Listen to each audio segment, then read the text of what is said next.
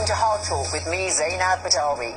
There are not many elections where the two candidates are an incumbent president of 34 years standing and a young pop star turned politician. Campaigning is underway for next month's presidential elections in Uganda, and my guest is the leading opposition figure in Uganda, Robert Kyagulanyi, better known as Bobi Wine. In November, more than 50 of his supporters were killed by security forces during a rally which the authorities said violated COVID restrictions. Bobi Wine has been badly assaulted and detained around 20 times since he began challenging President Yoweri Museveni. Why is he risking his life? And does he have what it takes to lead Uganda?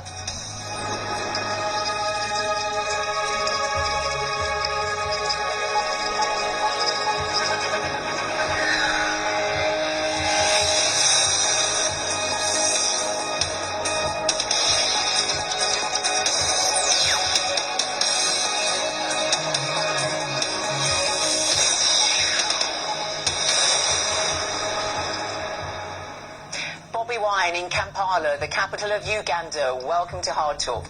President Museveni has been in power for nearly 35 years. Here you are, about half his age, 10 under other presidential candidates standing against him. What is it like campaigning within these COVID restrictions? Thank you very much, Zainab.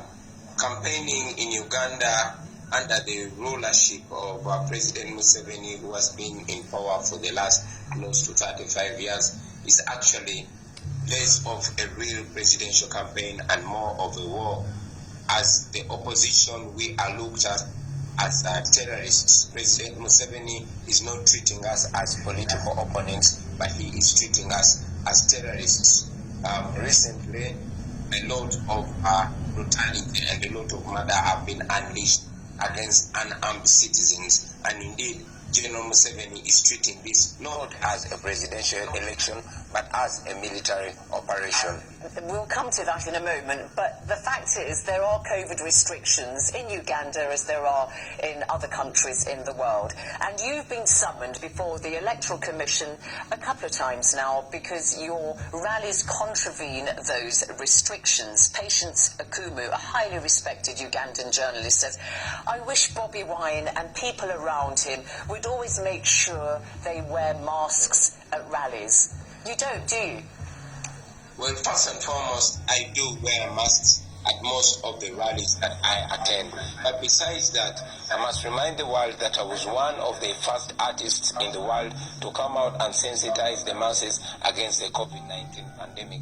I am also a member of Parliament, and in Parliament I personally raised it on the floor of the Parliament that we should indeed postpone the election if we could not carry out a safe, free and fair presidential election. Let me just stick with the mask. Sorry to interrupt you. Let me just stick with the mask. There are lots of pictures of you at your campaign rallies on social media and all the rest of it, and you're clearly not wearing a mask, nor are the people around you. So you are, as the authorities say, in violation of the restrictions imposed because of COVID-19.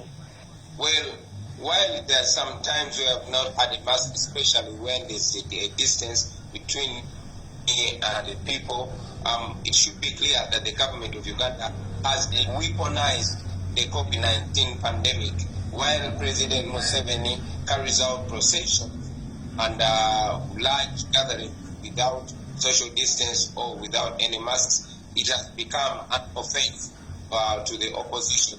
It is seen as if the COVID-19 pandemic only affects those in the opposition and not ones in government. Listen, I would put that to President Museveni if I was speaking to him, but the fact of the matter is the allegations made about your conduct still hold. All right, let me get to the central plank of your accusations against the authorities. November the 18th, there you were, preparing for a rally in the eastern town of Luka, which the authorities said was in breach of COVID-19 guidelines because more than 200 people were there. So you were arrested. This then triggered demonstrations in Kampala and other major cities against your arrest. The police go in to try to break up these demonstrations.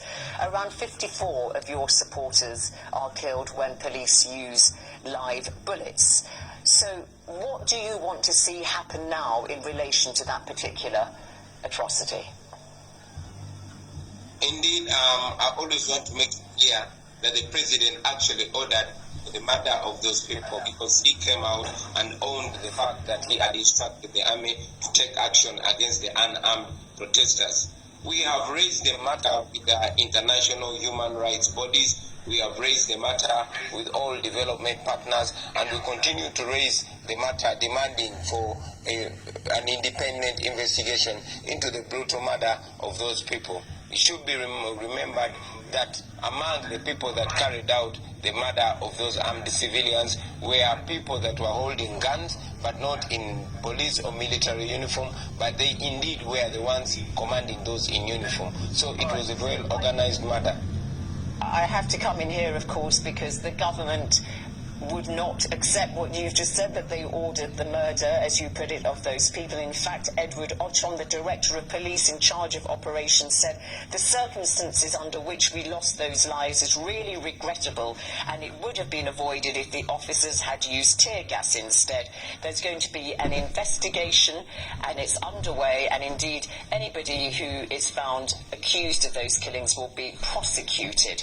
And that doesn't sound like the authorities turning a blind eye to that. It's acceptable, isn't it, what they just said? Well, the Minister of Security actually came out a few days later and said that the police had the power to shoot and kill unarmed civilians. So that explains that indeed it was a sanction of the authorities. But the investigation is underway now, Bobi Wine, and the current government position is that anybody found guilty of these killings will be duly prosecuted.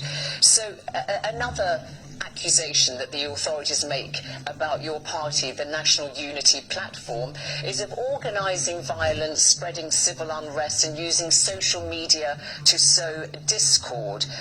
Fred Ananga, a police spokesman, says all the indicators reveal these events were not just impromptu actions but part of a loosely coordinated campaign. Is that true? Well, the police spokesperson and indeed the government spokesperson have come out to explain every kind of murder. However, it is clear that very many human rights violations, very many murders have taken place, and only explanation has been promised, never to be brought to reality. But Bobi Wine, sorry to interrupt you here, but every time I put it to you, what is said about you, your actions and your supporters, these things that the government are saying, you come back and say, but the government has done this, that and the other. I want to stick with what is being said about you and your supporters. So the authorities say that, and I quote, bows and arrows, piles of tyres, bottles, drums of fuel and evidence of mobile money transactions funding the rioters. This is what they say is fueling the unrest across the country, and it's attributed to your people.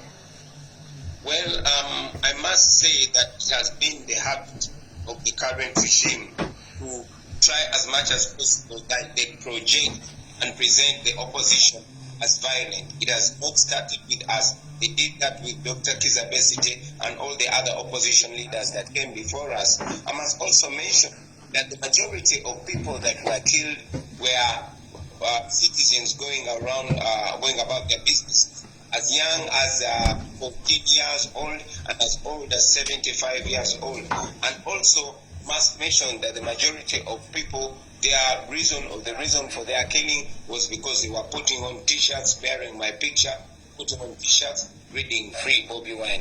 Let's just look at your story, because you've been an MP since 2017. There you were, this very famous singer, extremely popular in Uganda, but you decided to go into politics.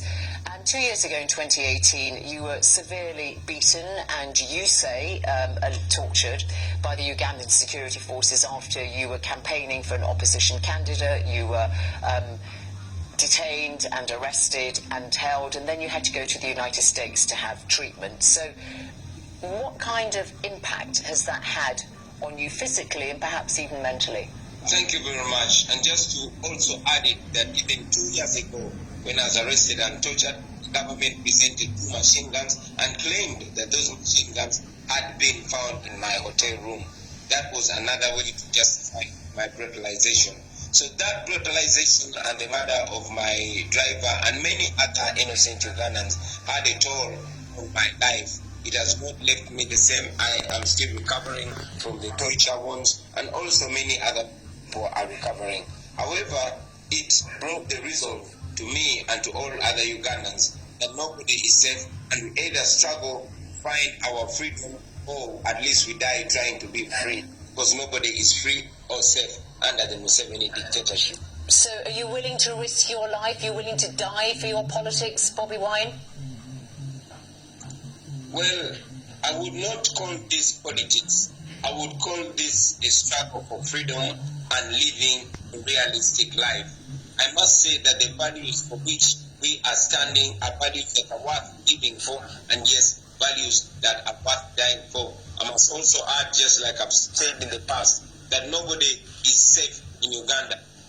You're often popularly described as the ghetto president because you grew up in the slums of Kampala, although actually you come from a relatively prominent political family that fell on hard times. Your grandfather, your father, your brothers are all involved in politics. Do you kind of see it as the family business? Why did you want to go into it rather than stay in your immensely successful music career? Well, I would not tag it to family. I would only say that these are values that my grandparents and parents that have stood for, and I believe these are values that are worth standing for until the end. I must also say that yes, I was having an immensely successful music career, but success as an individual, which does not translate into success of the common people, the same common people that are responsible for my rise through music. Bobi Wine, I mean, your songs are, you sing a lot about social and political injustice, tackling poverty and all the rest of it, but, and now you're trying to do the same with your politics, but, you know, singing about injustice is very different from actually doing something about it, isn't it? And you are accused often of not really having any political vision. You're just known for standing against President Museveni and not having any really credible programme of economic management of the country.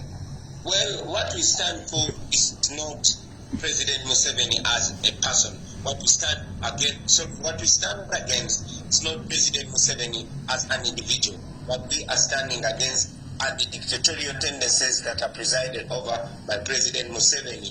Is a leadership which is not a servant leadership. Yet our law provides for power belonging to the people, and the people having the right to live and enjoy their full rights and freedoms. What we are standing against is the mismanagement of our country. We believe that we are a country that deserves equal opportunity and equal rights for everybody. We believe in a country that provides equal and cheap and affordable education and health for everybody. We believe in the revamping of our agriculture. We believe in human rights and the rule of law. These are values that President Museveni once professed. These are values that President Museveni betrayed. These are values that we hope to regain together as a country. We don't have to be attitude politicians. We just need to know what we deserve and going right ahead and achieving what we deserve. But is that going to put food on people's table? Particularly now we've had so much damage to economies in Africa because of the COVID-19 pandemic. Well, we believe that if the resources of the country are managed well, they can provide answers for the ongoing economic downtroddenness of a population. We also believe that if the corruption that is rampant is cut down, we believe that the resources of the nation can benefit people. Yeah, for example, that's not a programme, though, is it? I've got to tell you, journalist Andrew Mwenda, prominent journalist in Uganda, says that your power base is a load of angry youths. If Bobi Wine becomes president, he has to reward his riff-raff supporters with jobs, but they lack basic skills and experience for professional jobs. You're not really up to running a country, are you? You don't have the experience for it. Well, many of the intellectuals have argued that against us not having experience to run a country. Must remind those intellectuals that President Museveni was our age and he was as despised as we are, but he did the best that he could in the first 10 years of his presidency before he reduced our country to a personal and family property. I must also say that it is not me as an individual to provide all solutions. We believe in strong institutions and not all-knowing individuals that run a country. The country is run by institutions and not individuals. Well, I'll tell you what Professor Nick Cheeseman from the University of Birmingham in the UK says, and he's a big Africanist, of course, and he says it's a mistake to dismiss a ruling party such as Museveni's, with a lot of power and resources, and to underestimate how strong and resilient the party and state are and what you need to overcome them. You really haven't got the wherewithal to succeed in defeating President Museveni and the state, have you? Well, like I've always said, this is not about me as an individual. It is about the people of Uganda. It is about the more than 80% that are younger than me, that are under the age of 35. Those that find themselves with the huge fraction of over 80% unemployed. It is about the majority of the people of Uganda that face a sick health system, that face a non-functioning justice system. Those are the people of Uganda that have demonstrated it in the past, that they can stand against well-established and strong government.